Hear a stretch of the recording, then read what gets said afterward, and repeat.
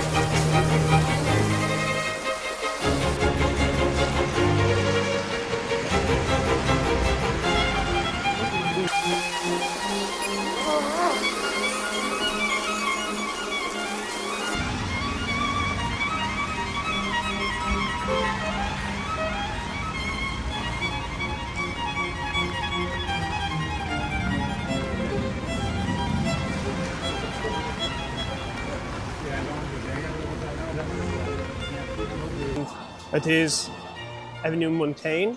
It is close to Champs-Élysées area in Paris. If you're coming to Paris, absolutely it is one of the spots that will be your favorite here because the potential of this street is too high if you have money. Absolutely. You can come here and enjoy your travel.